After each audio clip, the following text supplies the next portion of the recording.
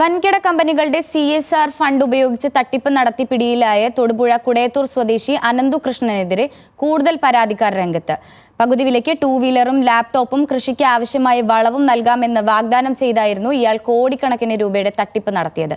കഴിഞ്ഞ ദിവസം അനന്തുവിനെ Muvattupuzha police arrest ചെയ്തതോടെയാണ് കൂടുതൽ പരാതികൾ ഉയർന്നത്. സംസ്ഥാനത്തിന്റെ വിവിധ ഭാഗങ്ങളിൽ തദ്ദേശ സ്ഥാപനങ്ങൾക്ക് കീഴിൽ സൊസൈറ്റി രൂപീകരിച്ചാണ് പ്രതി തട്ടിപ്പിന് തുടക്കമിട്ടതെന്ന് പോലീസ് പറയുന്നു.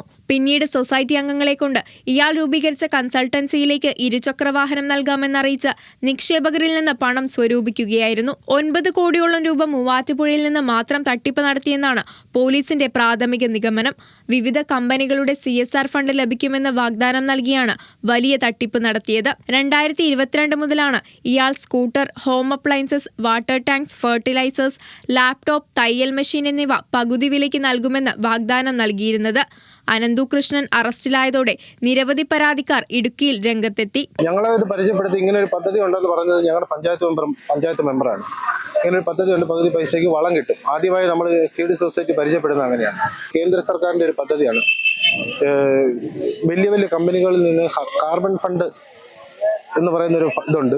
അത് മേടിച്ചിട്ട് ജൈവ കൃഷികൾ പ്രോത്സാഹിപ്പിക്കുന്നതിന് വേണ്ടിയാണ് ഹൈ റേഞ്ച് മേഖലകളിലോട്ട് ജൈവ വളങ്ങളാണ് വിതരണം ചെയ്യുന്നത്. കീടനാശിനി രാസവളങ്ങളുടെ ഉപയോഗം കുറയ്ക്കുക എന്നുള്ള ലക്ഷ്യത്തോടു കൂടി ചെയ്യുന്നതാണ്. അതിനുവേണ്ടി പകുതി ഫണ്ട് നമ്മുടെ നിന്ന് മേടിക്കുന്നത്, ബാക്കിയുള്ള പകുതി ഫണ്ട് കേന്ദ്ര സർക്കാരിന്റെ ഈ വരുന്ന ഫണ്ടിൽ നിന്നാണ് എടുക്കുന്നതെന്നൊക്കെയാണ് നമ്മളെ തെറ്റിദ്ധരിപ്പിച്ചിരുന്നത്. ഇടുക്കിയിലെ വിവിധ സ്റ്റേഷനുകളിൽ 200ഓളം പരാതി സൊസൈറ്റിക്കെതിരെ ലഭിച്ചതായി പോലീസ് അറിയിച്ചു. എന്നാൽ സൊസൈറ്റി വാഗ്ദാനം ചെയ്ത നിബന്ധനകൾ പാലിക്കുമെന്ന് സൊസൈറ്റി പ്രൊമോട്ടർമാർ പറയുന്നു. ഇതിനു മുമ്പുള്ള പ്രൊജക്റ്റുകളെല്ലാം തന്നെ ചെയ്ത് തീർത്തു കഴിഞ്ഞു. ഇനിയിപ്പോൾ കൊടുക്കാനുള്ളത് ഈ സ്കൂട്ടിയും കാർഷികോപകരണങ്ങൾ, അങ്ങനെ 3 പ്രൊജക്റ്റുകൾ മാത്രമേ കൊടുക്കാനുള്ളത്. അതിൻ്റെ ഫണ്ട് കൊടുക്കുന്നതിനുള്ള താമസം വന്നപ്പോഴാണ് ഈ പ്രശ്നം വന്നതും. ഇന്നലെ അതിൻ്റെ ഫണ്ടുകൾ റെഡിയാക്കുന്നതിൻ്റെ ഇടയ്ക്കിലാണ് സാറിനെ അറസ്റ്റ് ചെയ്തെന്നുള്ള വാർത്ത കേൾക്കുന്നത്. പഞ്ചായത്ത് തലങ്ങളിൽ ഉൾപ്പെടെ ഇടുക്കിയിലെ വിവിധ ഇടങ്ങളിലെ ജനപ്രതിനിധികളെ അടക്കം പ്രൊമോട്ടർമാരായി സൊസൈറ്റി നിയമിച്ചിരുന്നു. പണമല്ലെങ്കിൽ പറഞ്ഞ വാഗ്ദാനം ലഭിച്ചില്ലെങ്കിൽ നിയമ നടപടികളുമായി രംഗത്തെത്തുമെന്ന് തട്ടിപ്പിനിരയായവർ പറയുന്നു. ന്യൂസ് മലയാളം, ഇടുക്കി.